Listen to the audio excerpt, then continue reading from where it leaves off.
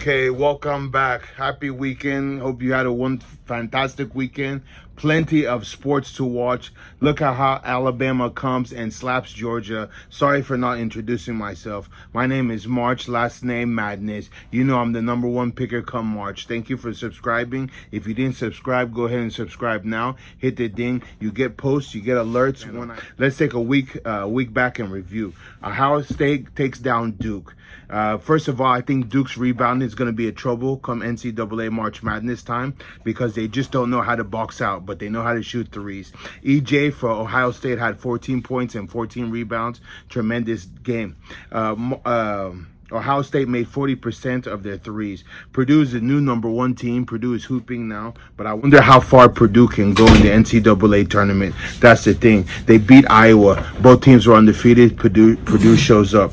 It took Syracuse 2 overtimes to beat Indiana, and Indiana hasn't been good since Tom Green or that Tucker player. I can't remember his name. Anyway, San Diego State wins the first game of this week. Then they fall to Michigan. Michigan, they should be on planet Pluto or somewhere else, or maybe in the ocean somewhere because they have just fallen from grace. BYU goes down to Utah Valley. That probably hurts their chance, lifts Utah Valley up. Remember, I said BYU is a tough non-conference Power 5 team, but they haven't been playing like it. OU comes up big against Florida.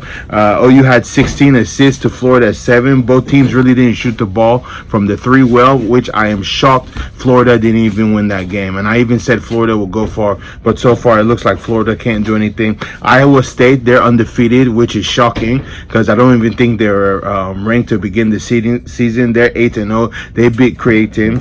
UNC, they came up big against Michigan. So Hubert Davis, he might not be in the hot seat, but he's definitely going to be in the hot seat for taking that job. Look at the non-Power 5 conference games. We had St. Mary. They beat Utah State. Both of them, I told you in my episode 2 that they would be crucial non-conference Power 5 teams, and St. Mary's came up. St. Bonaventures, they beat Buffalo. Don't forget Bama beat Gonzaga. It was a thriller. I wonder what happened to Gonzaga. Let me tell you what happened to Gonzaga. Gonzaga, they were their poster child. They're on all the magazines. Everybody said they got that tall kid that I don't want to slaughter his name, but he was supposed to hoop. Yes, the guy hoops. Yes, he can shoot threes, but I haven't seen them do anything. Last year, Gonzaga's team was a lot better, a lot mature, and they're hungry. This year, they've been playing like playboys. They've been playing like nature boy without the woo. I'm telling you the gospel truth. Now, in this episode, let's take a deep dive on why non-conference games are crucial come NCAA time. Let's go back to 2006. Number 5 ranked Florida versus number 3 ranked Ohio State at the O'Connell Center in Florida. It was December 23rd, 2006. Florida beats Ohio State 86-69. Let's look at some key facts here. Florida's defense allowed Ohio State to shoot 37.5% from the field. Okay, that's the Ohio State that had Greg Odom, Mike Conley, DeJuan Cook. They had hoopers, the fantastic freshmen. The only freshman class to be a stack like that was, the Fab 5 Michigan. That's not the point. Michigan, pray for Michigan because they need help. I don't even know if they'll make the tournament, but that's not the point. Look at the key stats from that December 23rd, 2016. Look at the key stats from that December 23rd, 2006 game. From the 3-point percentage, Ohio State shot only 30%, while Florida shot 50%. And come March Madness time, teams get hot. Either they catch fire in the first half, or they catch fire at the end of the second half. Those runs, or you get a run. Before the halftime. Let's look at the 2010 Baylor Bears versus Duke with Mike Krzyzewski. Baylor went on like a 10-0 run or 10-2 run to be up in the second half. What also killed Baylor that year was rebounds, but let's not get into that because that one kind of hurts. Okay, back to field goals for the Florida and Ohio State. Florida shot 59% from the field, while Ohio State only shot 36%. Come March Madness time, that is crucial. Every bucket is crucial, but here's another thing that's crucial: rebounding. Florida had 48 rebounds to Ohio State's 27. Now, the defensive rebounds were the key because Florida had 33 defensive rebounds, while Ohio State only had 16. Now, this is why non-conference games matter come March. Okay? They played again in the national championship game.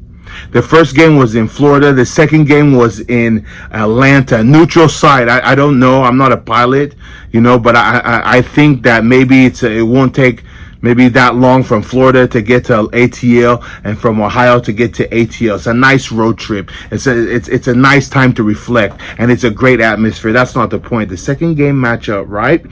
Florida wins 84-75. So they didn't beat them by 16 like they did, but they still won. Keynote, take advantage of that. 3-point percentage. Ohio State shot 17.4%. So that means come March, they're in the national championship game. They're shooting bricks. The things I don't understand is why the coaches allow their teams to keep on shooting threes. Keep on shooting threes. A team could be down by 7. Okay, the offensive team that's winning, they shoot, they miss. Defense gets the rebound, they shoot a 3, they break. Come back, get the rebound. Offensive team doesn't score, they shoot a 3. Instead of taking 2 twos, that's 4 points. You would have been down 3, but no, you want to go for the 3 ball. That's what Ohio State did. The 3 ball can kill you, and the 3 ball can make you the NCAA tournament champ. That's why you subscribe to my channel. Florida shot 55.6%. They're on fire. I guarantee you it was in and out. Al Horford, Joakim Noah, Green, Corey Brewer, bang, 3 points.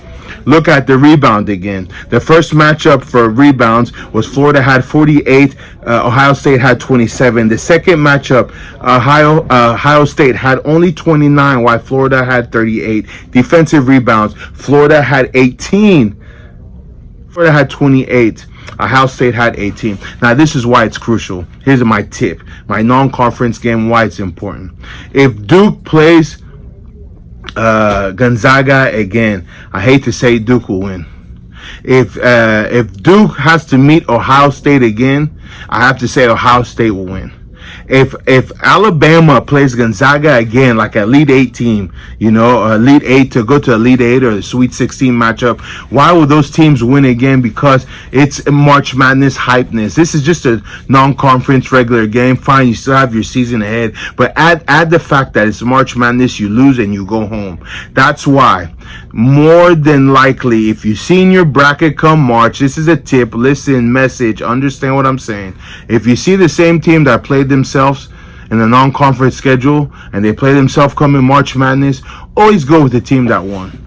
Always go with the team that won. That is my tip to you. And I had a subscriber ask me, why am I wearing this shirt, green shirt all the time? Because I'm at work and this is what I wear in the evening time. So there you go. I hope you're fine. Last name Madness, first name March. You know what to do. Subscribe, watch my channels, win your bracket, get bragging rights, tell your friends that they should have listened to you. I have that one friend, you know who I'm talking to, because I call you every time and tell you, let us team up, and you always say no. You come in 34th, me, I come in first, second, third. I win the bracket. I get the coins. I get the moolah. I get the ego. I get the money. I get the cash. I get the green. Why? Because my first name is March. Last name is Madness. Subscribe to my channel. Thank you. Good morning, good night, good afternoon, wherever you're watching in part of the world. Have a wonderful day. March Madness doesn't start in March. March Madness starts now.